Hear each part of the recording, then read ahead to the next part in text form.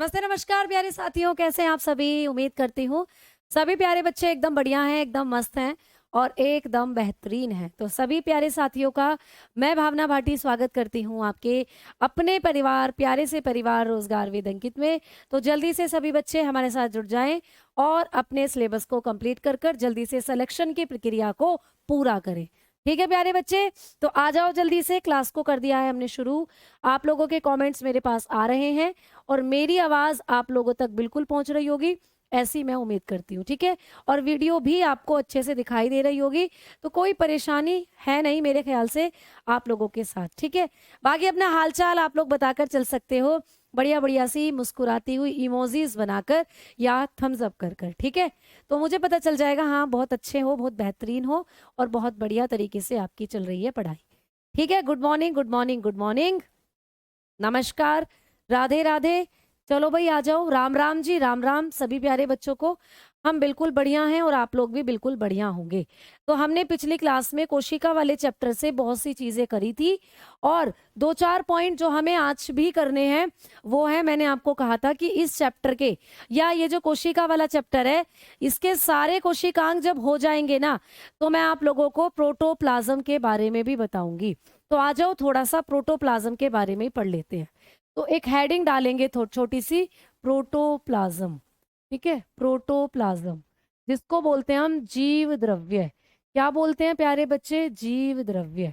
ठीक है, तो प्रोटोप्लाज्म की बात करेंगे, जीव द्रव्य की।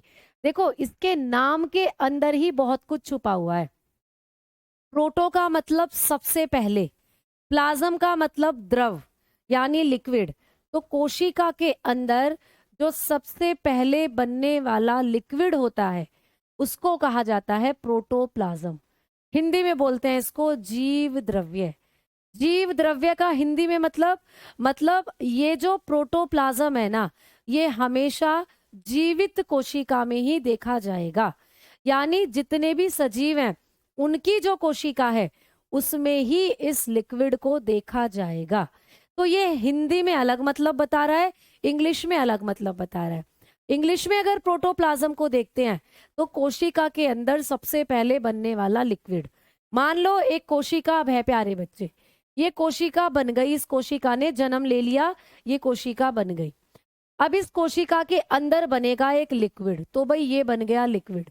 इस कोशिका के अंदर निर्माण करेगा एक तरल, ये हो गया एक तरल। ठीक है, तो इस कोशिका के बनने के बाद सबसे पहले जो इसमें तरल बना इसी को कहते हैं जीव द्रव्य, या पहले इंग्लिश की बात कर रहे हैं तो प्रोटोप्लाज्म, इसी को कहते हैं प्रोटोप्लाज्म।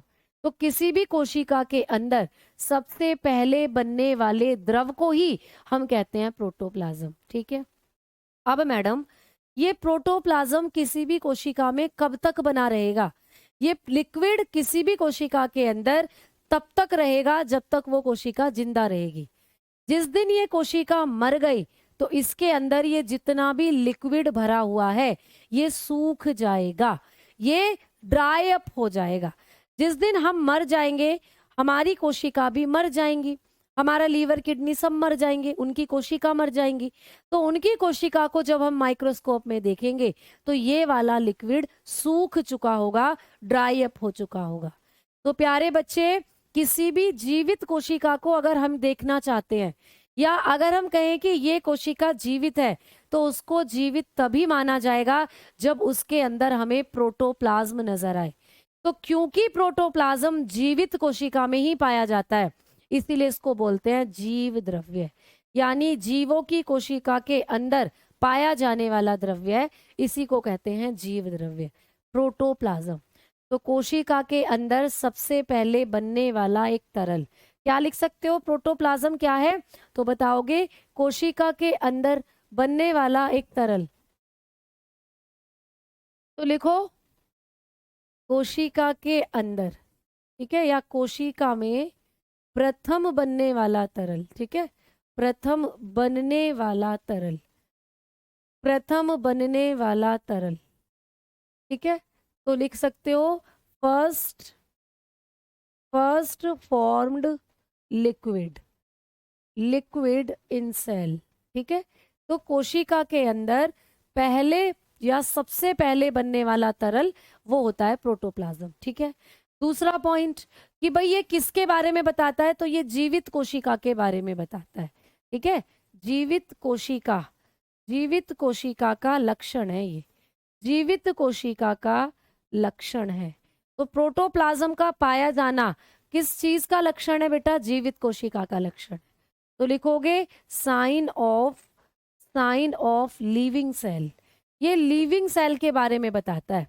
जब तक एक कोशिका में हमें प्रोटोप्लाज्म दिख रहा है, मानो वो कोशिका जिंदा है, तब तक वो कोशिका जिंदा है।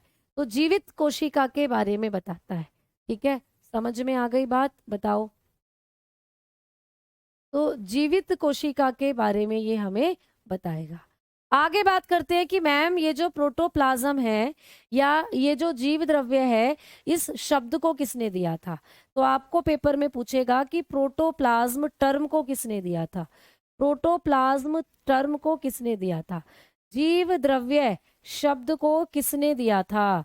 तो जीव द्रव्य शब्द की बात करते हैं तो इसको बताने वाले थे पुरकिंजे।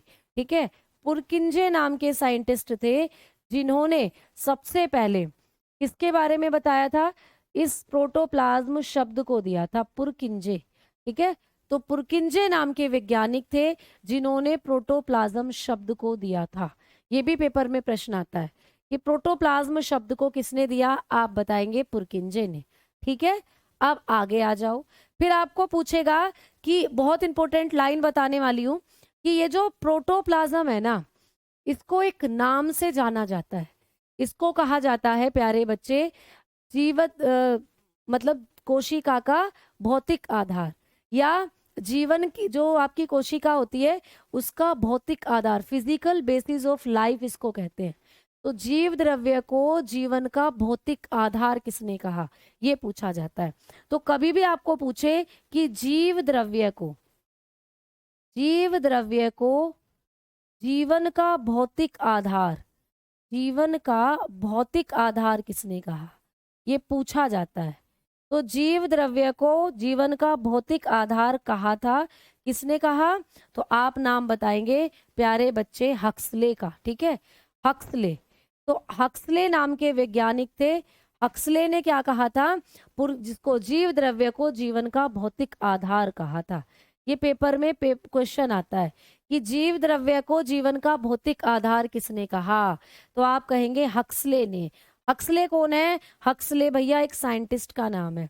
तो हक्सले नाम के साइंटिस्ट ने जीव द्रव्य को जीवन का भौतिक आधार कहा, यानी इंग्लिश में लिखेंगे फिजिकल बेसिस ऑफ लाइफ। ठीक है, तो physical basis of life, physical basis of life, यानी कि जब तक कोई सजीव जिंदा है, ठीक है, जब तक कोई कोशिका जिंदा है उसके अंदर ये जीव द्रव्य काम करता रहेगा। जिस दिन हमारी कोशिका मर गई उस दिन ये जीव द्रव्य भी सूख जाएगा। ठीक है, समझ में आ गई बात? सर से बैच जो अब तक जो दिल और एनटीपीसी के लिए बिल्कुल सफिशिएंट है प्यारे बच्चे। ठीक है, बिल्कुल एनटीपीसी के लिए आप ले सकते हो। पीडीएफ मैम, पीडीएफ तो बेटा डली हुई होगी, पीडीएफ तो मैंने कल ही सेंड कर दी थी। पीडीएफ डली नहीं है क्या? चलें आगे। अब तो ये चीजें आपको प्रोटोप्लाज्म के बारे में याद करनी है। अब एक और बात कि मैम ये जो कोशिका के अंदर लिक्विड बनता है जिसको हम प्रोटोप्लाज्म कहते हैं, यही प्रोटोप्लाज्म जैसे जैसे कोशिका वृद्धि करेगी, जैसे जैसे कोशिका ग्रोथ करेगी, ये प्रोटोप्लाज्म दो भागों में डिवाइड हो जाता है। तो आइए थोड़ी सी कहानी और पढ़ते हैं कि भाई ये जो प्रोटोप्लाज्म होता है, ये जो प्रोटोप्लाज्म है, ये जो प्रोटोप्लाज्म है, ये जो जीव द्रव्य है, जैसे जैसे कोशिका बड़ी होगी वृद्धि करेगी, यही जीव द्रव्य दो भागों में डिवाइड हो जाता है। यही जीव द्रव्य कोशिका के अंदर दो भागों में डिवाइड हो जाता है। कौन कौन से दो भाग? पहला भाग है साइटोप्लाज्म, पहला भाग इसका कहलाएगा साइटोप्लाज्म, कोशिका द्रव्य। पहले भाग को कहेंगे कोशिका द्रव्य। ठीक है, और भैया दूसरे भाग को कहेंगे केंद्रक द्रव्य, दूसरे भाग को कहेंगे केंद्रक द्रव्य, यानी कि न्यूक्लियोप्लाज्म, न्यूक्लियोप्लाज्म। तो आपको कभी भी पूछे कि साइटोप्लाज्म और न्यूक्लियोप्लाज्म क्या है, तो ये प्रोटोप्लाज्म के ही पार्ट होते हैं। यानी जीव द्रव्य जो है यही दो भागों में बट जाता है। इसको हम दो नाम से जानते हैं, फिर ये दो पार्ट्स में डिवाइड हो जाएगा, एक है साइटोप्लाज्म और एक है न्यूक्लियोप्लाज्म। अगर मान लो हम लोग एक कोशिका की बात करते हैं मान लो ये आपकी कोशिका है भैया, है ना। अब इस कोशिका के अंदर ये प्रोटोप्लाज्म भरा हुआ है, बिल्कुल भरा हुआ है। तो जैसे जैसे कोशिका ग्रोथ करेगी ना, तो कुछ प्रोटोप्लाज्म का हिस्सा बीच में इकट्ठा हो जाएगा ऐसे, कुछ प्रोटोप्लाज्म वाला कुछ जीव द्रव्य का हिस्सा बीच में इकट्ठा हो जाएगा आकर। तो जो हिस्सा इस प्रोटोप्लाज्म का बीच में इकट्ठा हो गया आकर, इसको हम लोग क्या कहेंगे, इसको कहेंगे केंद्रक द्रव्य। भाई केंद्र में कोशिका के बीच में आकर जमा हो गया है थोड़ा सा प्रोटोप्लाज्म, तो इसको हमने फिर क्या नाम दे दिया, केंद्रक द्रव्य नाम दे दिया। यानी यहाँ पर केंद्रक था, उसी केंद्रक के अंदर वाला जो जीव द्रव्य है उसको हम कहते हैं केंद्रक द्रव्य यानी न्यूक्लियोप्लाज्म। ठीक है। और ये जो बाहर वाला हिस्सा बचा, ये जो व्हाइट व्हाइट दिख रहा है, यानी बीच के हिस्से को छोड़कर जो चारों तरफ का हिस्सा बचा, इसको हम किस नाम से जानते हैं, इसको हम जानते हैं केंद्रक द्रव के, कोशिका द्रव के नाम से, साइटोप्लाज्म के नाम से। बात समझ में आई। यानी कि कोशिका के अंदर जो जीव द्रव्य है वही दो भागों में बट गया। जीव द्रव्य का कुछ हिस्सा बीच में इकट्ठा हो गया, जिसको हमने क्या नाम दे दिया, केंद्रक द्रव्य। केंद्र मतलब बीच, केंद्र मध्य वाली चीज को ही तो बोलते हैं। तो प्रोटोप्लाज्म का जो भाग बीच में इकट्ठा हो गया उसको नाम दे दिया केंद्रक द्रव्य, और जो हिस्सा बीच वाले एरिया को छोड़कर बाकी एरिया में है उसको हमने नाम दे दिया प्यारे बच्चे साइटोप्लाज्म। तो ये दोनों चीजें यानी साइटोप्लाज्म और न्यूक्लियोप्लाज्म, ये दोनों जीव द्रव्य का ही भाग होते हैं। यानी जब जीव द्रव्य को दो भागों में तोड़ दिया जाए तो साइटोप्लाज्म और न्यूक्लियोप्लाज्म बनेंगे। बात समझ में आ गई आप लोगों को। ठीक है। अब हमने साइटोप्लाज्म के बारे में बहुत सी चीजें पढ़ ली हैं कि जितने भी कोशिकांग हमने पढ़े थे, जितने भी कोशिकांग हमने पढ़े थे वो सब कहाँ तैर रहे थे, इसी में कोशिकांग तैरते हैं। तो पूरी कोशिका के अंदर जो हमने माइटोकॉन्ड्रिया पढ़ा था, लाइसोसोम पढ़ा था, गोल्गी बॉडी पढ़ी थी, हमने राइबोसोम, एंडोप्लाज्मिक रेटिकुलम पढ़े थे, बहुत सारे कोशिकांग पढ़े थे, है ना। ये सब कहाँ तैरते रहते हैं, कौन से तरल में तैरते रहते हैं, तो साइटोप्लाज्म में। यानी कि सारे कोशिकांग यहीं पर थे।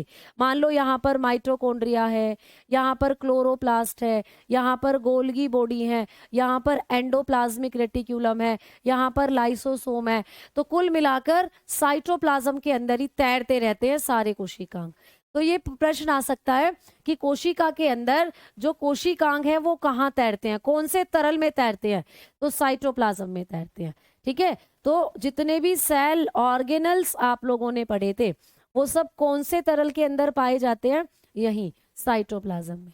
और अगर हम केवल केंद्रक की बात करते हैं तो केंद्रक कौन से तरल में तैरता है, तो केंद्रक तैरता है केंद्रक द्रव के अंदर। तो केंद्रक जो होगा न्यूक्लियस, न्यूक्लियस के अंदर पाया जाता है केंद्रक द्रव्य। तो बात समझ में आ गई। इतनी सी बात थी भैया जो आपको पढ़नी थी। ठीक है। मैम पीडीएफ चाहिए थी, कहाँ मिलेगी बेटा, जहाँ क्लास ले रहे हो ना, अभी 1-2 घंटे बाद देख लेना, यहीं पर जहाँ रिकॉर्डेड क्लास होगी उसी की साइड में पीडीएफ वाला फोल्डर होगा, वहाँ पीडीएफ मिलती है। अब मुझे बताओ ये क्लियर हो गया, मैं आगे बढ़ रही हूँ भाई। तो कोशिका के बारे में इतना पढ़ लेना, इतना चैप्टर आपको करना है। अब हम दूसरे टॉपिक की तरफ चल रहे हैं, सेल डिवीजन की तरफ। ठीक है। समझ में आ गई। ब्लड का थक्का कैसे जमता है बेटा, मैंने ब्लड के थक्के वाली प्रोसीजर आपको ब्लड वाले चैप्टर में समझाई है कि हमारे खून में प्लेटलेट्स होती हैं, फाइब्रिनोजन प्रोटीन होती है, थ्रोम्बिन बनता है, प्रोथ्रोम्बिन बनता है। ये सारा प्रोसीजर मैंने ब्लड वाले चैप्टर में आपको बता रखा है, 2-3 बार बताया है, उस क्लास को आप देख लें जाकर। ठीक है। अब जल्दी से थम्स अप करो, मैं आगे बढ़ रही हूँ भाई, कुछ कुछ प्रतिक्रियाएं भी देते रहा करो। अब अगले टॉपिक की तरफ चल रहे हैं, सेल डिवीजन की तरफ। कोशिका विभाजन करेंगे अब हम लोग। कोशिका विभाजन की बात करेंगे तो कोशिका अपने आप को करती है प्यारे बच्चे विभाजन। ठीक है। तो कोशिका विभाजन की बात करेंगे अब हम लोग। यानी एक कोशिका से आपको 2 से 4 या 4 से 8, 8 से 12, 16 ऐसे कोशिकाएं डिवाइड होती दिखेंगी। यही प्रोसीजर होता है कोशिका विभाजन। तो कोशिकाओं का टूटकर 2 या 4 भागों में बट जाना ही कोशिका विभाजन होता है। तो नाम से पता चल रहा है भाई, सेल डिवीजन, कोशिका विभाजन क्या होता है? कोशिका का विभाजन, कोशिका का टूटकर, कोशिका का टूटकर, या तो टूटकर बोल लो या विभाजित होकर नई कोशिका में बदल, नई कोशिका बनाने की प्रक्रिया। ठीक है, बनाने की प्रक्रिया, ये क्या कहलाती है प्यारे बच्चे? सेल डिवीजन कहलाती है। कोशिका का टूटकर नई कोशिका बनाने की प्रक्रिया। एक कोशिका है वही टूटेगी और उससे नई कोशिकाएं बन जाएगी, यही होता है सेल डिवीजन। ठीक है, तो लिख सकते हो production of new cell, production of new cell, production of new cell, new cell by breaking of a cell. तो किसी भी कोशिका के टूटने पर नई कोशिका का जो प्रक्रिया होती है या नई कोशिका जो बनती है उसी को कहा जाता है सेल डिवीजन। समझ में आ गई बात? ठीक है, अब हम आगे बात करेंगे कि भाई जो कोशिका विभाजन करती है या एक कोशिका जब अपने आप को तोड़ती है, डिवीजन करती है, तो कितने प्रकार का होता है कोशिका विभाजन, या कोशिका विभाजन के चरण कौन कौन से होते हैं? तो अगर हम बात करते हैं सेल डिवीजन की प्यारे बच्चे, तो सेल डिवीजन 2 प्रकार का होता है। कोशिका विभाजन कितने प्रकार का होता है? 2 प्रकार का। तो आप लोग लिखेंगे कि भाई कोशिका विभाजन जो होगा वो 2 प्रकार का होगा। कोशिका विभाजन जो होता है ये 2 प्रकार का होता है। कौन कौन सा होता है? या आप लोग कोशिका विभाजन को एक और नाम से जानते हो, इसे हम सेल साइकिल भी कहते हैं। कोशिका विभाजन को ही कोशिका चक्र भी कहा जाता है, कोशिका चक्र भी इसी को कहते हैं बेटा। तो पेपर में कोशिका चक्र आ जाए या कोशिका विभाजन आ जाए, घबराना नहीं, ये एक ही चीज है। ठीक है, तो सेल डिवीजन या फिर सेल साइकिल जो होती है ये 2 चरणों में कंप्लीट होती है, 2 स्टेप होते हैं। भाई कितनी अवस्थाएं होती हैं, मैं सीधा सीधा पहले पॉइंट लिख दूं फिर आपको समझ में आएंगी चीजें। तो कोशिका विभाजन जो होता है ये 2 चरणों में होता है। कितने चरणों में होता है? 2 चरणों में। ठीक है, 2 चरणों में होता है। कोशिका विभाजन की क्रिया के मेनली 2 चरण होते हैं, 2 स्टेप्स होते हैं। कौन कौन से 2 स्टेप्स होते हैं?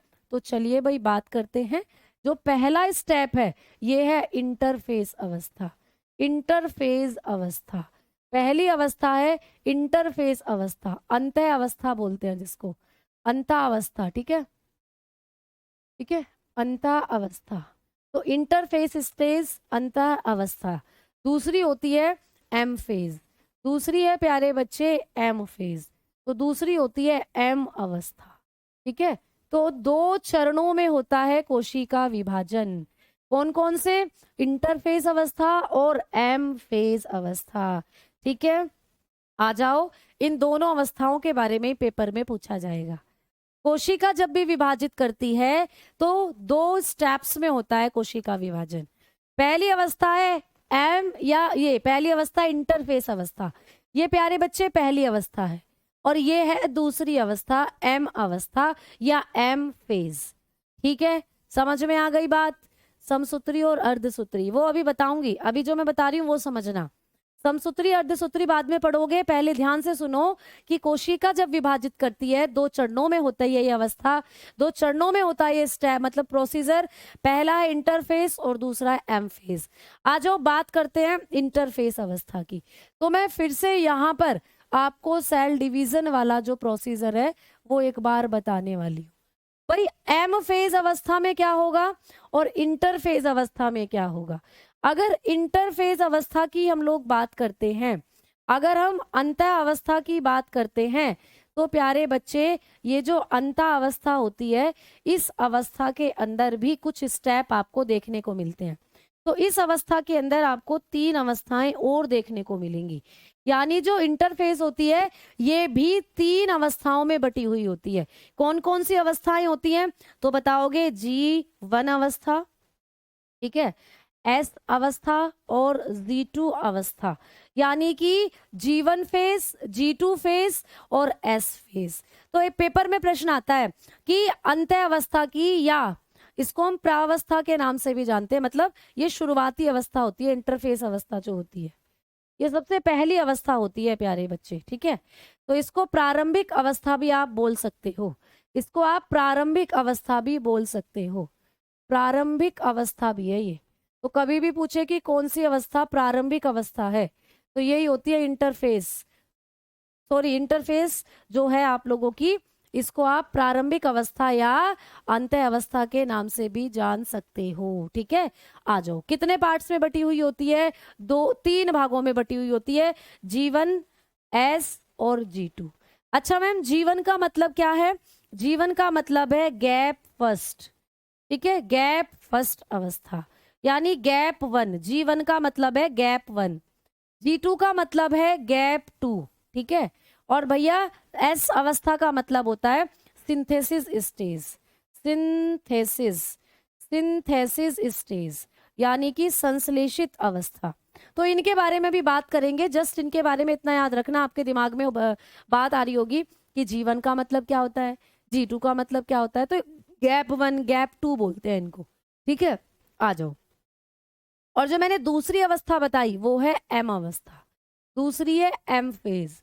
M फेज में आपको दो अवस्थाएं देखने को मिलेंगी, माइटोसिस और मियोसिस। यहां आती हैं माइटोसिस एंड मियोसिस, ठीक है, समसूत्री और अर्धसूत्री, माइटोसिस एंड मियोसिस, दो अवस्थाएं यहां मिलेंगी, अर्धसूत्री और समसूत्री, ठीक है। तो ये होती हैं M अवस्था वाली अवस्थाएं। M का मतलब ही है माइटोसिस और मियोसिस। वैसे तो माइटोसिस है, लेकिन यहाँ दोनों अवस्थाएं आती हैं, माइटोसिस और मियोसिस। तो M अवस्था को दो अवस्थाओं में बांटा गया है, माइटोसिस और मियोसिस, ठीक है। बात समझ में आ गई? तो आइए भाई बात करते हैं, जब भी कोई कोशिका डिवाइड होगी तो सबसे पहली जो इंटरफेज अवस्था है, इसके अंदर क्या क्या होगा, या इससे संबंधित ये जो तीन अवस्थाएं हैं इनमें क्या क्या होगा। तो आओ भाई हेडिंग डालते हैं, इंटरफेज स्टेज, इंटरफेज अवस्था, इंटरफेज अवस्था। इंटरफेज की अगर हम लोग बात करते हैं तो इसके बारे में लिखना कि सबसे प्रथम अवस्था है, या इसे तैयारी की अवस्था भी कहते हैं, सबसे प्रथम अवस्था है। जब भी कोशिका विभाजित होती है तो कौन सी अवस्था सबसे पहली अवस्था के नाम से जानी जाएगी? इंटरफेज। तो बताओगे यही है फर्स्ट स्टेज, यही है प्यारे बच्चे फर्स्ट स्टेज, ठीक है। इसे प्यारे बच्चे तैयारी की अवस्था भी कहते हैं, ये पेपर में आता है, इसे तैयारी की अवस्था भी कहते हैं। पेपर में आता है कि कोशिका विभाजन के समय कौन सी अवस्था तैयारी की अवस्था है, इसे तैयारी की अवस्था भी कहते हैं, ठीक है, तैयारी की अवस्था कहते हैं बेटा इसको। सेल प्रिपरेशन स्टेज बोला जाता है, सेल प्रिपरेशन स्टेज इसको कहा जाता है। इसमें कोशिका अपने आप को तैयार करती है। जैसे आप किसी पार्टी में जाते हो भैया, मान लीजिए आज शाम को किसी की रिसेप्शन पार्टी है, सुबह से तैयार होने लग जाती हैं लड़कियां, तो भैया शैम्पू करेंगी, अपने नेल पेंट लगाएंगी, अपने कपड़ों को ड्रेसअप करके रख देंगी, शाम को पार्टी में जाना है, कौन सा हेयर स्टाइल बनाना है हमें शाम को, ये भी तैयारी कर लेती हैं लड़कियां जो होती हैं। तो ये सब क्या कर रही हैं? पार्टी में जाने की तैयारियां कर रही हैं। तो इनकी तैयारियां सुबह से छोड़ो, एक महीने पहले शुरू हो जाती हैं। अगर लड़कियों को ये पता चल जाए कि एक महीने बाद उनकी बेस्ट फ्रेंड की शादी है, तो भैया पागल सी हो जाती हैं। एक महीने बाद शादी है, मुझे तो कौन सी ड्रेस पहननी है, मैं तो कैसा गेटअप करके रहूंगी, मैं साड़ी पहनूंगी, लहंगा पहनूंगी, मैं वेस्टर्न ड्रेस पहनूंगी, अरे यार उसके साथ कैसा हेयर स्टाइल लेके जाना है, ये सब उनके दिमाग में पहले से चलने लग जाता है। तो समझो वो एक महीने पहले से तैयारी में लग जाती हैं शादी की। वैसे ही कोशिका जब विभाजन करने के लिए तैयार होगी तो सबसे पहली जो अवस्था होगी वो यही होगी, इंटरफेज, और इसी को तैयारी की अवस्था भी कहा जाता है, ठीक है, ठीक है भैया। मुझे तो ये समझ नहीं आता, एक रमेश का मैसेज आ रहा है कि पहले एक लिखो, अगर उसके बारे में कंप्लीट लिखवाना दोबारा। भैया मैंने आपको ये बता दो कि अभी तक ये एम फेज कहाँ शुरू कर दी, ये बता दो, अभी तक मैंने ये एम फेज कहाँ शुरू कर दी? अभी तक मैं जितने भी पॉइंट बता रही हूँ तुम्हें, मैं इंटरफेज के बारे में तो बता रही हूँ। अगर मैं इस पॉइंट को यहाँ नहीं लिखती कि कोशिका विभाजन, जो कुछ बच्चे पता नहीं इतने स्मार्ट बनते हैं, अपने आप को ये सोचते हैं कि पता नहीं हमारे तरीके से लिखवाया जाए। अगर मैं इस पॉइंट को यहाँ स्किप कर देती ना, कोशिका विभाजन जो होता है ये 2 चरणों में होता है, तो क्या तुम्हें आगे जो मैं लिख रही हूँ 2 स्टेप वो समझ में आ जाते? तो क्या इस लाइन को लिखना जरूरी नहीं था कि 2 चरणों में होता है? कौन कौन से 2 चरण है आपके सामने लिख दिया है। यहाँ जगह नहीं है, यहाँ क्या ठूस दूं मैं, ये बता दो मुझे। यहाँ मैं G1 G2 और ऐसा अवस्था ठूस देती तो तुम्हें समझ में आ जाती बातें। पता नहीं क्या समझते हैं, ये कमेंट मैंने कई बार सुन लिया। भैया मैं तो जैसा बड़ा समझ में मुझे जैसा लगेगा कि बच्चे को जिस वे में समझ में आएगा उसी तरीके से बताऊंगी। और अभी तो मैंने एम अवस्था के बारे में एक भी पॉइंट आपको बताया ही नहीं है। इस चार्ट से आपको कितनी हेल्प मिल रही है देखना जरा। इस अकेले चार्ट को तुम पेपर में देखकर चले जाओगे तो आपको सीधा सीधा पता चल रहा है कि इंटरफेस जो है इसकी 3 अवस्थाएं हैं और एम फेज जो है इसकी 2 अवस्थाएं हैं। तो इस चार्ट से इस चार्ट को बनाना जरूरी नहीं था क्या? या मैं डायरेक्ट ही पहले इंटरफेस को समझाने लग जाती? अगर ये चार्ट यहाँ बीच में बनवा दिया तो कोई बड़ी बहुत दिक्कत कर दी क्या मैंने, ये बताओ तुम मुझे। अब मैंने कहाँ पे आपको दूसरी चीजों के बारे में बता दिया? अभी तक इंटरफेस ही तो चल रही है, उसके बारे में तो सारे पॉइंट बता रही हूँ। तो तुम ऐसे क्यों समझते हो अपने आप को, ये समझ नहीं आता। कुछ बच्चों की तो मुझे ये बात समझ में नहीं आती हमेशा। पता नहीं क्या इनके दिमाग में चलता रहता है और बहुत गुस्सा दिलवाते हैं। टीचर अपने दिमाग को इतना फ्रेश करके आया है, इतने इजी तरीके से कंटेंट लेके आया है कि हाँ बच्चे को ये छोटी से छोटी चीज भी बतानी है और ये वाली बात भी बतानी है जिससे उसके दिमाग में इजी चीजें आ जाए, जिससे उसके दिमाग में एग्जाम में एकदम से ट्रिक आ जाए, ये चार्ट आपके दिमाग में एकदम से आ जाए। मान लीजिए इंटरफेस अवस्थाएं पूछ ले आपको पेपर में, मैं एक एक करके जितना इफेक्टिव इस चार्ट में आपको दिख रहा है उतना इफेक्टिव यहाँ लिखती हूँ तो क्या इतना इफेक्टिव होगा? ये बताओ मुझे तुम। मुझे समझ ही नहीं आता। एक एक मैं कमेंट इग्नोर करती हूँ लेकिन फिर भी आंखों के सामने अगर ऐसा कमेंट आ जाता है ना तो बड़ा अजीब सा लगता है, मुझे तो बहुत गुस्सा सा आता है। ऐसा लगता है कि पता ही नहीं चलता कि इनके दिमाग में क्या चल रहा है। भैया मैंने तुम्हें कौन सी नई चीज लिखवा दी? छोड़ दूं इंटरफेस अवस्था? बताओ जल्दी से, छोड़ दूं? यहाँ लिखवा दिया ये तो छोड़ दूं अब इसके बारे में यही सारी चीजें? जो मेन पॉइंट है वो बताऊं ना? अगर यही लिख दूं, यही खिचड़ी पका दूं क्या दूसरी चीजों की? ये बताओ मुझे। आ जाओ आगे बात करो। देखो इंटरफेस अवस्था के बारे में बात कर रहे हैं तो पहली अवस्था है। दूसरा इसी को तैयारी की अवस्था भी कहते हैं, यानी सेल प्रिपरेशन स्टेज भी कहा जाता है इसको। दूसरा इसके बारे में क्या पॉइंट लिखना है कि ये जो अवस्था होती है प्यारे बच्चे, सबसे लंबी अवस्था है। जब भी कोशिका विभाजन करेगी ना, बताया 2 अवस्थाएं हैं, इंटरफेस और एम अवस्था। तो इन दोनों में सबसे लंबी अवस्था कौन सी है? तो यही अवस्था सबसे लंबी होती है, इंटरफेस अवस्था। तो बेटा सबसे लंबी अवस्था है कोशिका विभाजन की, सबसे लंबी अवस्था है। ठीक है, सबसे लंबी अवस्था है कोशिका विभाजन की। क्लियर? सबसे लंबी अवस्था है, लॉन्गेस्ट स्टेज है। ये भी पूछा जाता है कि कोशिका विभाजन की सबसे लंबी अवस्था कौन सी होती है, यही। ठीक है भाई, देखो ऐसा समझो, मैंने आपको एग्जाम्पल बताया कि लड़कियां जब शादी में जाती हैं तो बहुत पहले 1 महीने पहले से ही तैयारियां करने लग जाती हैं। या जो आपके घर में मान लीजिए आपकी फ्रेंड की आपकी बहन की शादी, तो बहन की शादी की तैयारियां जो हैं 1 महीने क्या 6 महीने पहले शुरू हो जाती हैं। पंडित को दिखाया जाता है कि भाई अब की डेट निकली है, उस दिन की डेट के लिए फिर आपको फार्म हाउस बुक करने पड़ते हैं, कपड़े लत्ते खरीदने पड़ते हैं। तो यूं कहें कि आपके घर के अंदर अगर आपकी बहन की शादी है तो तैयारी 1 महीने से पहले, 1 महीने क्या 6 महीने से शुरू हो जाती है ना। तो तैयारी में ज्यादा टाइम लगता है।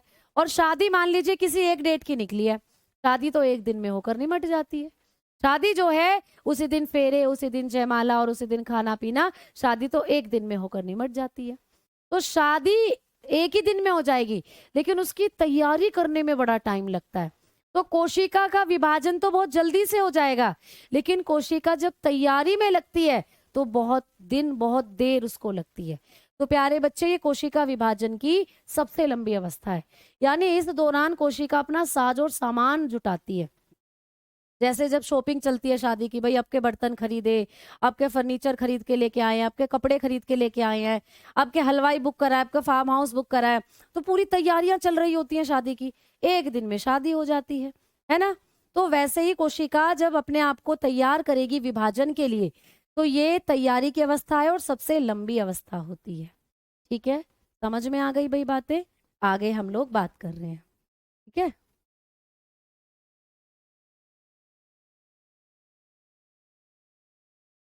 ठीक है भाई, आ जाओ, अब हम आगे बात कर रहे हैं। अब आगे बात करेंगे तो आपको पूछा जाएगा कि मैम इसमें जो आपने अभी अभी 3 अवस्थाएं बताई थी, कौन कौन सी अवस्थाएं बताई थी? जीवन अवस्था, एस अवस्था और G2 अवस्था। तो इन अवस्थाओं के बारे में और बता दो कि इनमें क्या क्या होता है। ठीक है, तो अगर हम बात करते हैं जीवन अवस्था के बारे में, तो सबसे पहली अवस्था कौन सी बताई थी? जीवन अवस्था, जीवन स्टेज बताई थी। तो इसी की सबसे पहली अवस्था है जीवन स्टेज। इसमें क्या होता है? इसमें कोशिका अपने आप को प्यारे बच्चे प्रिपेयर कर लेती है बिल्कुल पूरी तरीके से। जैसे कि ऐसा समझो कि जब लड़की की शादी होने वाली है तो 2 दिन पहले उसको फेशियल वगैरह के लिए अपनी मेकअप वाली के पास जाना पड़ता है पूरी तरीके से प्रिपेयर होने के लिए। तो वैसे ही ये जो अवस्था होती है प्यारे बच्चे, इसमें क्या करती है? सेल अपने आप को वृद्धि करती है, ग्रोथ करती है। तो इसमें कोशिका क्या करती है? वृद्धि करती है। कोशिका वृद्धि करती है प्यारे बच्चे, यानी कोशिका पूर्ण रूप से अपना आकार ले लेती है, बड़ी हो जाती है। तो इसमें क्या होता है? सेल ग्रोथ होती है। तो कभी भी पूछे कि कोशिका विभाजन की कौन सी अवस्था में कोशिका अपने आप को पूर्ण वृद्धि में कन्वर्ट कर लेती है, या कोशिका किस अवस्था में अपने आप को वृद्धि की अवस्था में लेकर आती है, तो ये जो जीवन स्टेज है इसमें कोशिका वृद्धि करती है प्यारे बच्चे। ठीक है, इसमें होती है सेल ग्रोथ, यानी पूर्ण रूप से कोशिका अपने आकार को बड़ा कर लेगी। ठीक है, आ जाओ। इसके बाद आती है एस स्टेज, इसके बाद आती है एस स्टेज। एस स्टेज जिसको पीछे बता दिया था, संश्लेषित या सिंथेसिस अवस्था कहा जाता है, जिसको हम एस अवस्था हिंदी में बोलेंगे और एस स्टेज इंग्लिश में बोलेंगे। तो एस स्टेज जो होती है इसमें क्या होता है बेटा? जब कोशिका ने अपने आप को पूर्ण रूप से बड़ा कर लिया, भाई कर लिया बड़ा, अब कोशिका के अंदर जो डीएनए है वो कॉपी बना लेगा। तो इसमें होता है डीएनए सिंथेसिस, इस प्रक्रिया के अंदर होता है डीएनए सिंथेसिस। तो इसको ना डीएनए सिंथेसिस अवस्था भी बोलते हैं, डीएनए संश्लेषण की अवस्था भी बोलते हैं, क्योंकि इस अवस्था में डीएनए का संश्लेषण होता है। ठीक है, इस अवस्था में डीएनए संश्लेषण होता है। ये पेपर में आता है कि कोशिका विभाजन की कौन सी अवस्था को डीएनए सिंथेसिस अवस्था कहा जाता है, या किस अवस्था में डीएनए का संश्लेषण होता है। आप बताएंगे एस अवस्था में। भाई एस अवस्था में आप बता सकते हो कि या तो यहाँ डीएनए का सिंथेसिस होगा, या सिंपली भाषा में बताऊं तो डीएनए अपनी कॉपी बनाने लग जाएगा।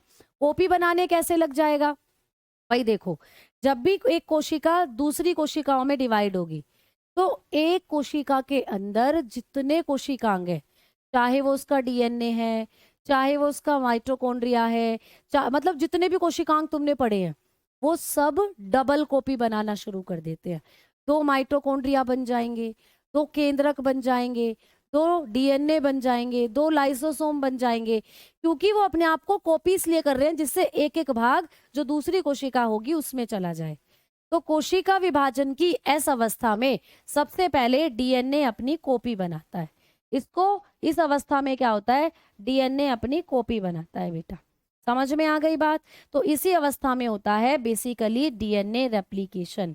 ये भी आपको पूछा जा सकता है कि कोशिका विभाजन की कौन सी अवस्था में डीएनए रेप्लिकेशन होता है। बेटा मैंने आपको बताया था ना डीएनए रेप्लिकेशन क्या होता है।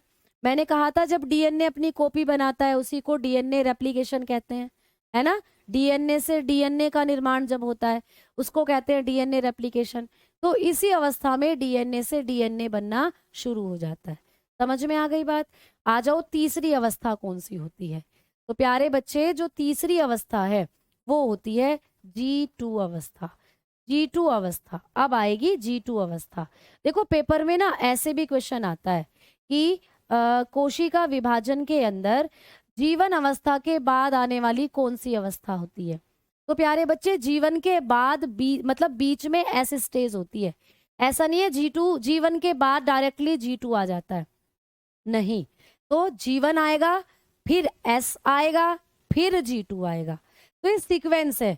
तो कभी भी पेपर में पूछे कि कोशिका विभाजन में इंटरफेस अवस्था के दौरान जीवन अवस्था के तुरंत बाद कौन सी अवस्था आएगी, तो जीवन के बाद आती है एस अवस्था, और एस अवस्था के बाद आती है G2 अवस्था। समझ में आ गई बात? ठीक है। तो अब क्या करा, सबसे पहले तो कोशिका ने अपने आप को बड़ा कर लिया तो उसके अंदर जो डीएनए था उसकी 2 कॉपी बना ली। अब क्या आएगी बारी, अब आएगी दूसरे कोशिकांगों के कॉपी करने की बारी। तो G2 अवस्था में क्या होगा कि कोशिका के अंदर दूसरे जितने भी कोशिकांग थे, mitochondria, lysosome, Golgi body, vacuole, endoplasmic reticulum, ये सब अपनी कॉपी बनाने लग जाएगी। तो यहाँ पर क्या होगा, जो सेल ऑर्गेनल हैं केंद्र डीएनए को छोड़कर, जो दूसरे सेल ऑर्गेनल बचे हैं,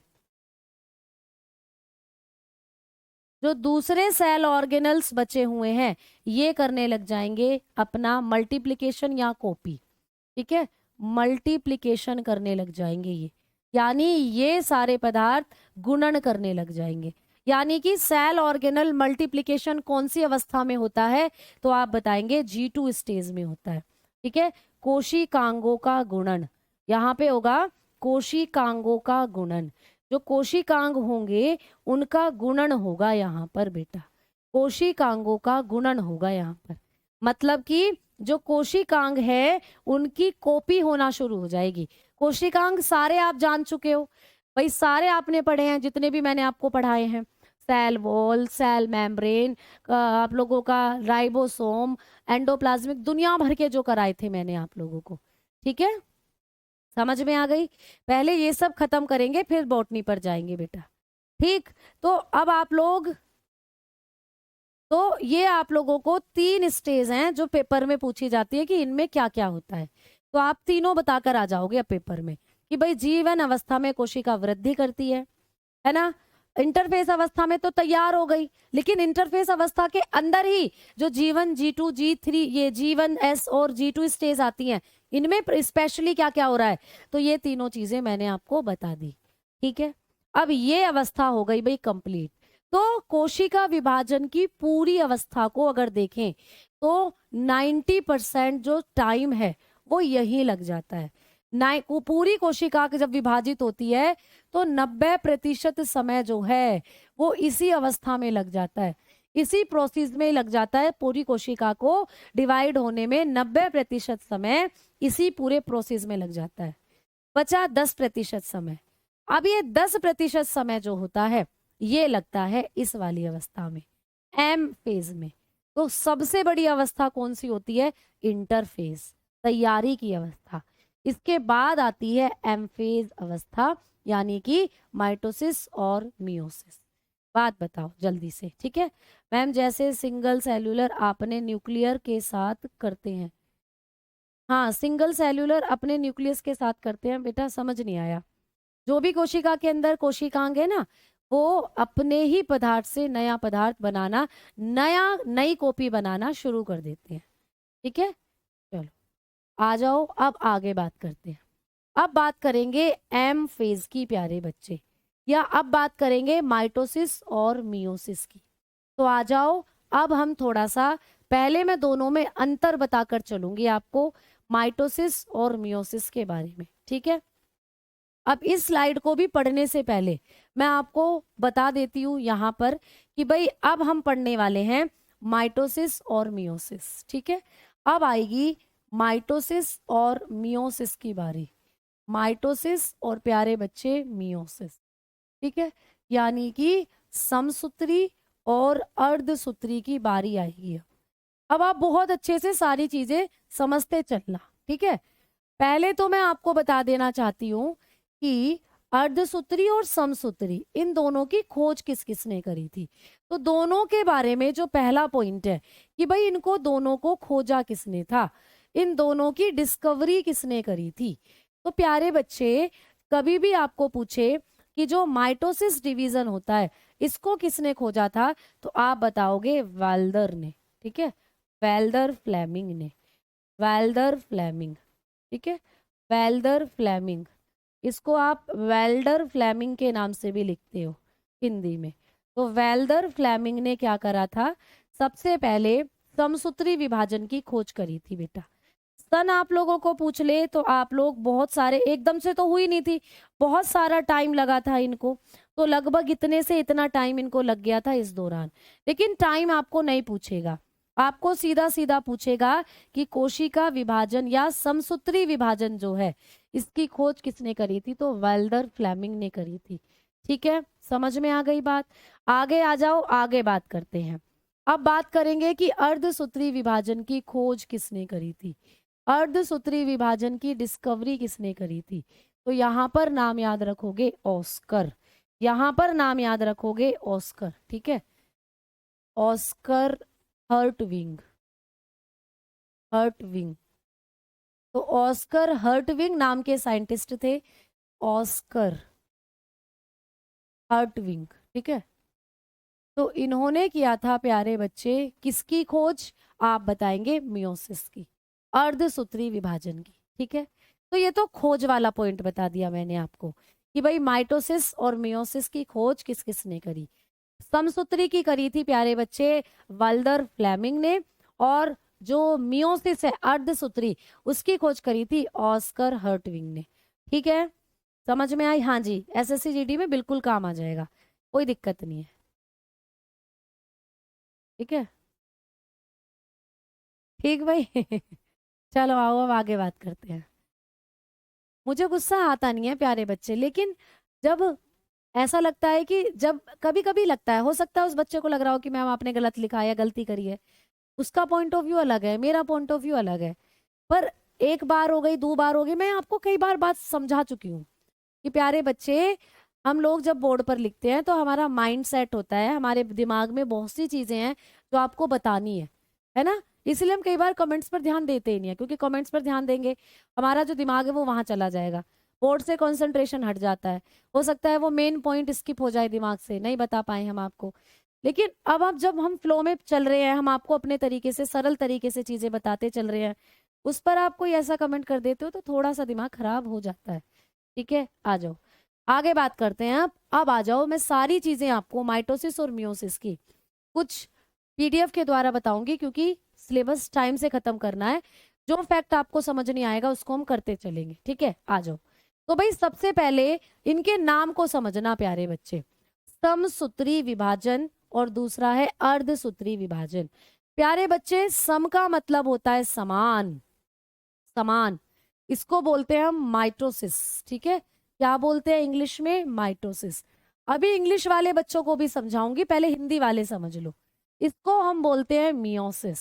ठीक है, मियोसिस।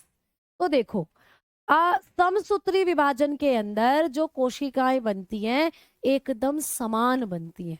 किसके जैसे समान? जैसे मैं हूं, भविष्य में मेरी कभी बेटी हुई तो वो डिट्टो मेरे जैसे दिखे, तो मैं मदर हूं, और जो भविष्य में मेरी बेटी हुई वो डॉटर है। तो यहाँ पर जो मातृ कोशिका से पुत्री कोशिकाएं बनेंगी वो बिल्कुल अपनी मम्मी के जैसी होंगी, जैसे मेरी बेटियां बिल्कुल मेरे जैसी दिखें। तो समसूत्री विभाजन में जो कोशिकाएं बनती हैं एकदम अपने माता के समान बनती हैं, इसीलिए इसको कहते हैं समसूत्री विभाजन।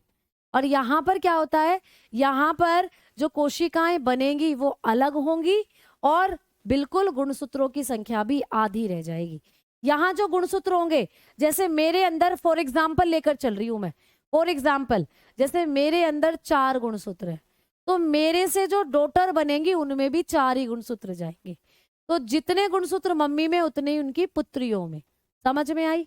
लेकिन इसमें क्या होगा, इसमें गुणसूत्रों की संख्या आधी रह जाएगी। आधी रह जाएगी मतलब मेरे अंदर अगर 4 गुणसूत्र है तो मेरे से जो पुत्रियां बनी उनमें 2-2 गुणसूत्री जाएंगे, 4 का आधा 2। तो इसीलिए इनका नाम समसूत्री और अर्धसूत्री है। ठीक है, सूत्री का मतलब होता है एक तरीके से विभाजन होना।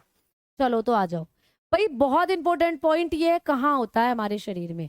तो सबसे पहला पॉइंट लिखा हुआ है, यह कायिकी कोशिकाओं में होता है, जिसके फलस्वरूप द्विगुणन संतति कोशिकाओं का निर्माण होता है। मतलब पहला पॉइंट बड़े अच्छे से समझना, जो समसूत्री विभाजन होता है ना, ये आपके शरीर में कहाँ हो रहा है, कौन सी कोशिकाओं में हो रहा है? तो प्यारे बच्चे ये आपके शरीर की कायिकी कोशिकाओं में हो रहा है। मैम कायिकी कोशिकाएं कौन सी होती हैं? तुम्हारे जो शरीर के अंदर शुक्राणु बन रहे हैं और अंडाणु बन रहे हैं उनको छोड़ दो। लड़कियों के अंदर अंडाणु जो है उनको छोड़ दो, और लड़कों के अंदर जो शुक्राणु है उनको छोड़ दो। शुक्राणु और अंडाणु को छोड़कर जितनी कोशिकाएं हैं तुम्हारे शरीर में, सारी की सारी काय की कोशिकाएं हैं। तो शुक्राणु और अंडाणु को छोड़कर जितनी भी कोशिकाएं आपके शरीर में है, वहां की कोशिकाएं यही वाला विभाजन करती हैं। तो पेपर में आएगा कि समसूत्री विभाजन हमारे शरीर में कहाँ होता है। आप बताकर आओगे काय की कोशिकाओं में होता है। काय की कोशिकाओं को सोमैटिक सेल बोलते हैं। और इसमें कितनी कोशिकाएं बनती हैं? तो 1 से 2 कोशिका बनती है। लिख रखा है ना, द्विगुणित डिप्लॉइड सेल बनती है। मान लो 1 कोशिका है ये, और ये विभाजित होकर ऐसे ऐसे 2 कोशिका बना देगी। तो 1 कोशिका से 2 कोशिका बनती है समसूत्री विभाजन में। और ये कहाँ होता है? हमारे शरीर की जितने भी अंडाणु को, जैसे मैं लड़की हूं, मेरे अंदर बन रहे अंडाणु, तो मेरे अंडाणुओं को छोड़कर जितनी मेरे शरीर में कोशिकाएं हैं, वो सारी यही वाला विभाजन करेंगी, और उन सबको काय की कोशिका कहा जाता है। तो पेपर में आएगा कि शरीर की काय की कोशिकाएं कैसा विभाजन करती हैं। आप फटाक से आंसर लगा के आओगे, समसूत्री विभाजन करती हैं।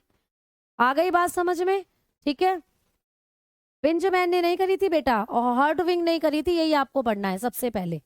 ठीक है, आ जाओ आगे बात करते हैं कि मैम ये कहाँ होता है, अर्धसूत्री विभाजन।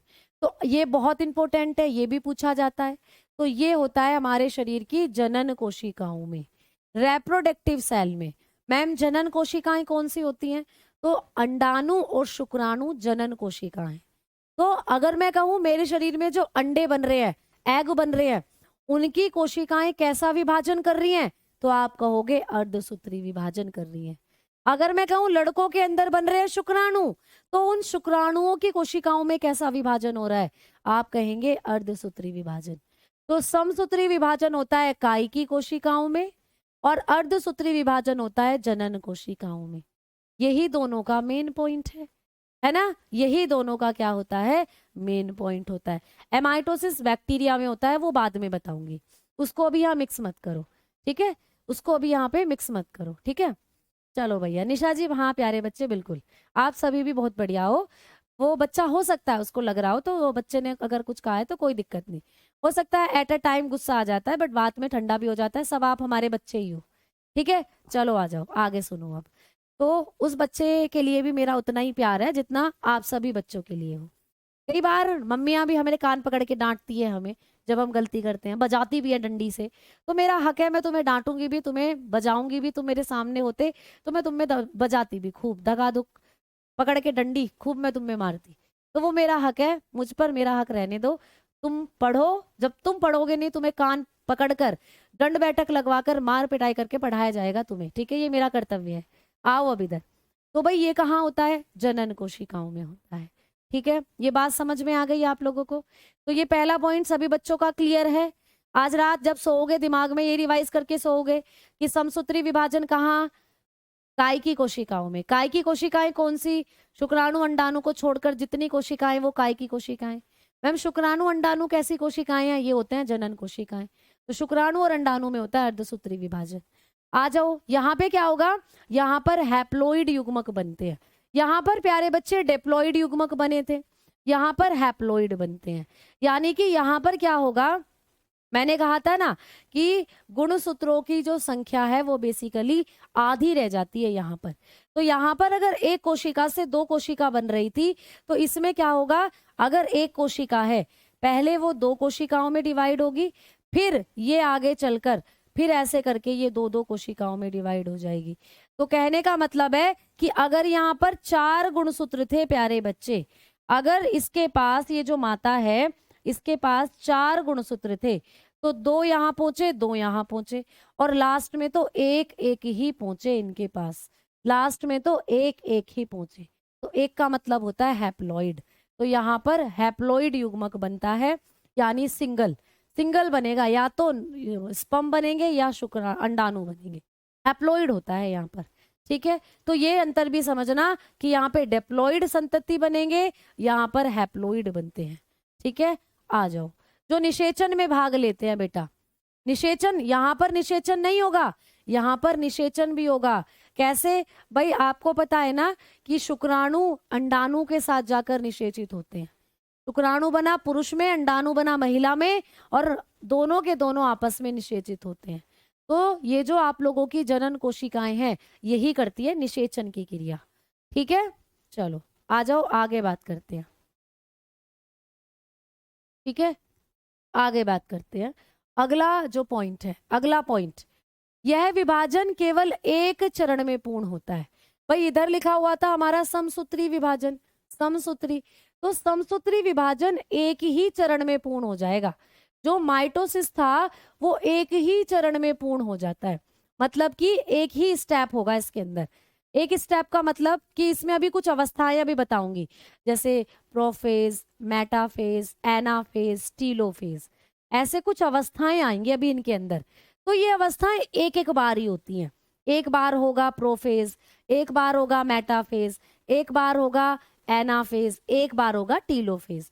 एक एक बार ही होंगे ये स्टेप, तो एक ही चरण में हो जाती है ये प्रक्रिया। ठीक है, लेकिन इस प्रक्रिया की बात करें तो विभाजन 2 चरणों में होता है। 2 चरणों में कैसे भैया? एक बार होगा क्या, मैंने बताया प्रोफेज, तो प्रोफेज फर्स्ट, एक बार प्रोफेज फर्स्ट होगा, फिर दूसरे चरण में प्रोफेज सेकंड होगा। दूसरे चरण में क्या होगा? प्रोफेज सेकंड, यानी कि 2 चरणों में पूर्ण होगी। एक बार पहला चरण, फिर एक बार दूसरा चरण, फिर वैसे ही मेटाफेज होगा दूसरा चरण, मेटाफेज, तो एक बार मेटाफेज फर्स्ट होगा, फिर दोबारा मेटाफेज सेकंड होगा। ठीक है, यानी कि यहाँ पर क्या होगा कि 2 चरणों में पूर्ण होती है ये जो अवस्था होती है। यहाँ पर एक एक बार ही हो रहे थे सारे स्टेप, प्रोफेज एक बार ही हो रहा था, मेटाफेज एक बार ही हो रहा था, लेकिन यहाँ पर विभाजन 2-2 बार चलेंगे।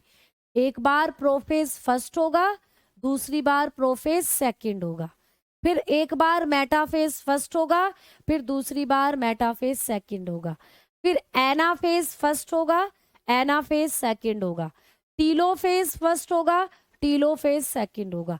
ऐसे करके 2-2 बार साइकिल चलेगी। मैम ये क्या है? तो ये भी चरण है, इनको आगे बताऊंगी। माइटोसिस मियोसिस के भी कुछ चरण हैं, जैसे इंटरफेस अवस्था के 3 चरण थे, G1, S और G2, वैसे ही माइटोसिस मियोसिस के भी कुछ चरण हैं, वो लास्ट में समझाऊंगी। पहले इनके बारीक बारीक पॉइंट समझते चलो। ठीक है, तो इतनी बात समझ में आ गई, ये एक बार होगा, ये 2 बार होगा। आ जाओ, अब इसमें क्या होगा? केंद्रक में एक ही विभाजन होता है, किंतु गुणसूत्रों की संतति कोशिकाओं में समानता रहती है। इस बात को मैं पहले बता चुकी हूँ। समसूत्री विभाजन मतलब जितने गुणसूत्र मेरे अंदर है उतने ही गुणसूत्र जाएंगे मेरी पुत्रियों के अंदर। ठीक है, तो इसमें क्या होता है? केंद्रक में एक ही बार विभाजन होगा। ये कोशिका है, ये इसमें केंद्रक है। केंद्रक एक बार टूटा है ऐसे करके, और इसी से 2 कोशिकाएं बन गई ऐसे करके। इसी से क्या बन गई? 2 कोशिकाएं। अब जितने गुणसूत्र इस कोशिका में थे उतने गुणसूत्र यहाँ भी जाएंगे। मान लीजिए अगर इसके पास 2 गुणसूत्र थे तो 2 इसके पास जाएंगे, 2 इसके पास जाएंगे, यानी ये दोनों बिल्कुल इसके जैसी होंगी, ये दोनों बिल्कुल इसके जैसी होंगी। ठीक है, तो केंद्रक में एक ही बार विभाजन होता है और गुणसूत्रों की संख्या संतति कोशिकाओं के समान रहती है। ये संतति कोशिका है, इसको कहते हैं मातृ कोशिका। ये बेटा मातृ कोशिका, मदर सेल है, ये मदर सेल, ये मम्मी कोशिका है ऐसा समझ लो, ये मदर सेल है। तो संतति कोशिका बोलते हैं मदर सेल को, इस बड़ी वाली कोशिका को कहेंगे संतति कोशिका। ठीक है, और ये जो 2 बनी है ये पुत्री कोशिका है, ये पुत्री कोशिका है। इसके अंदर जो पुत्री कोशिका बनती है उनमें गुणसूत्रों की संख्या समान रहती है। ये भी पुत्री कोशिका है, डॉटर सेल। ठीक है, ये भी क्या है? पुत्री कोशिका, डॉटर सेल। तो पुत्रियों के अंदर संख्या अपनी माताओं के समान रहती है। ठीक है, यहाँ क्या होगा? केंद्रक में 2 बार विभाजन। भाई देखो, जब प्रोसेस ही 2 बार हो रहा है, 2 चरणों में 2 बार विभाजन होता है, तो केंद्रक में 2 बार विभाजन होगा। ठीक है, और क्या होगा? जिसके फलस्वरूप 4 संतति कोशिकाएं बनती है। देखो मैंने बताया था ना कि मान लो ये एक कोशिका है, ये संतति कोशिका है, मम्मी सेल। पहले इसका केंद्रक टूटा और ऐसे 2 कोशिकाएं बन गई, ये बन गई। ठीक है, इनमें भी केंद्रक है, फिर इनका भी केंद्रक टूटा तो भैया इनसे बन गई ऐसे ऐसे 4 कोशिकाएं। ये तो हुआ क्या? एक बार केंद्रक में विभाजन यहाँ हुआ और एक बार केंद्रक में विभाजन यहाँ हुआ। तो 2 बार केंद्रक में विभाजन हुआ और लास्ट में 4 संतति कोशिकाएं बन गई, 4 डॉटर सेल बन गई, लास्ट में 4 पुत्री कोशिकाएं बन गई। तो इसमें लिख रखा है कि इसके फलस्वरूप 4 संतति कोशिकाएं बनती हैं। फलतः गुणसूत्रों की संख्या पेत्रक कोशिकाओं से आधी रह जाती है। ठीक है, आधी रह जाती है मतलब पेत्रक कोशिकाएं वही जो पेत्रक है हमारे माता पिता, तो माता इसको मानेंगे। और इसके अंदर जो गुणसूत्र है, मान लो इसके गुणसूत्र मैंने बताया अभी 4 है इसमें गुणसूत्र, तो 2 इसमें गए 2 इसमें गए, अब 2 के भी आधे हो जाते हैं ऐसे ऐसे, तो आधी रह जाती है गुणसूत्रों की संख्या ऐसे करके। ठीक है, समझ में आ गई बात? बताओ, समझ में आई? ठीक है मैडम जी, प्लाज्मा तरल पदार्थ है, ये गैसीय अवस्था में पाया जाता है। बेटा ये केमिस्ट्री वाला प्लाज्मा उठा के ले आए तुम, प्लाज्मा केमिस्ट्री में भी पढ़ते हो तुम। जो पदार्थ होता है, पदार्थ की आपने पढ़ा है 5 अवस्थाएं होती हैं, जैसे ठोस, ठोस, द्रव, गैस, प्लाज्मा और बीईसी, बॉस आइंस्टीन कंडेंसेट अवस्था। तो ये जो प्लाज्मा तुम बात कर रहे हो ना, ये प्लाज्मा गैसों का ही एक अवस्था होती है। तो प्यारे बच्चे ये प्लाज्मा तुम केमिस्ट्री वाला प्लाज्मा उठा के ले आए, ये ब्लड वाला प्लाज्मा नहीं है, ब्लड वाला प्लाज्मा अलग होता है। ठीक है, समझ में आ गई बात? क्लियर? कोई बात नहीं रमेश बच्चे, कोई बात नहीं, मैंने बोला ना जैसे तुम सब हमारे बच्चे हो, हम तुम्हें डांटेंगे भी, समझाएंगे भी, जहां गलती करोगे तो तुम्हारी गलती को सुधारेंगे भी। ठीक है? समझ में आई ये बात? बताओ, तो ये बात क्लियर हो गई आप लोगों की? तो यहां से आपको डिफरेंस समझते चल रहे हो ना? मैं आराम से पढ़ा रही हूँ, एकदम एकदम स्पीड में बिल्कुल नहीं पढ़ा रही हूँ, जिससे चीजें कॉन्सेप्ट आपके दिमाग में फंस जाए, इसलिए मैं आपको आराम से चीजें समझा रही हूँ। तो अब तक आज तक हमने जितने पॉइंट पढ़े सेल डिवीजन के बारे में, दोनों आप सारे पॉइंट आपके क्लियर हुए मेरे ख्याल से। तो ज्यादा मैंने नहीं पढ़ाया, मैंने आपको एक ये पॉइंट पढ़ाया, ये कायिकी कोशिकाओं में होता है, ये जनन कोशिकाओं में होता है। यहाँ पर क्या होता है, डिप्लॉइड 2 कोशिकाएं बनेंगी और यहाँ पर हैप्लॉइड 1 कोशिकाएं बनेंगी। ठीक है, तो ये हैप्लॉइड है, ये डिप्लॉइड है। आ जाओ, आगे बात करी हमने कि भाई ये जो चरण है ये जल्दी हो जाता है, क्योंकि एक ही चरण में पूरा हो जाता है। यहाँ पर 2 चरण होते हैं, पहले एक अवस्था चलेगी, फिर दोबारा से दूसरी अवस्थाएं चलेंगी। ठीक है, यहाँ पर केंद्रक जब एक चरण में होता है तो केंद्रक एक ही बार विभाजित होता है, और जो संतति कोशिकाएं डॉटर सेल, उनके अंदर गुणसूत्रों की संख्या मात्र कोशिका के समान ही होती है ना? यहाँ पर क्या होगा, 2 बार केंद्रक का विभाजन होगा, और जो डॉटर सेल बनेंगी उनके अंदर गुणसूत्रों की संख्या आधी रह जाती है। अगर यह गुणसूत्रों की संख्या 4 है, 4 से फिर आधी हुई 2 और 2 से फिर आधी हो गई 1, आधी रह जाएगी गुणसूत्रों की संख्या। ठीक है, फिर अभी हमने आगे पढ़ाई नहीं है, ये मैं आपको कल पढ़ाऊंगी। तो देखो जैसे मैंने बताया था प्रोफेज अवस्था है, तो इनके बारे में कल बात करेंगे सेल डिवीजन वाले चैप्टर के अंदर। तो कल ये टॉपिक आप लोगों का खत्म हो जाएगा। एक बार इंग्लिश वाले बच्चे और देख लीजिए। देखो भाई, माइटोसिस और मियोसिस, जो पहला पॉइंट हमने पढ़ा था, it occur in somatic cell as a result of which diploid daughter cell are formed. English वाले बच्चों के लिए, this happen in reproductive cell as a result of which haploid gametes are formed which take part in fertilization। बताया था meiosis में fertilisation होता है, निषेचन होता है। दूसरा पॉइंट था, this division is completed in only 1 phase. भाई ये एक ही अवस्था में कंप्लीट हो जाता है। यहाँ पर क्या होता है, this division is completed in 2 stage, ये 2 अवस्थाओं में कंप्लीट होता है इंग्लिश वाले बच्चों के लिए। ठीक है, दूसरा क्या था, there is only 1 division in nucleus, केंद्रक में एक ही विभाजन होता है, but the number of chromosomes remain the same in the daughter cell. Daughter cell में गुणसूत्रों की संख्या समान रहती है ना? यहाँ पर क्या होगा, द न्यूक्लियर डिवीजन ट्वाइस, 2 बार केंद्रक का विभाजन होगा। As a result of 4 daughter cell, 4 पुत्री कोशिकाएं बनेंगी। Cells are formed as a result. The number of chromosome become half of the parent cell. और अपनी मात्र कोशिका से गुणसूत्रों की संख्या आधी रह जाएगी, तभी इसको कहते हैं अर्धसूत्री विभाजन। ठीक है, तो ये हमने पढ़ा है अभी तक। तो इंग्लिश वालों के लिए भी बता दिया, हिंदी वालों के लिए भी। कल की क्लास में आगे की बात करेंगे। सभी बच्चों को ढेर सारा प्यार, आशीर्वाद। मिलते हैं कल की क्लास में। जय हिंद, जय भारत।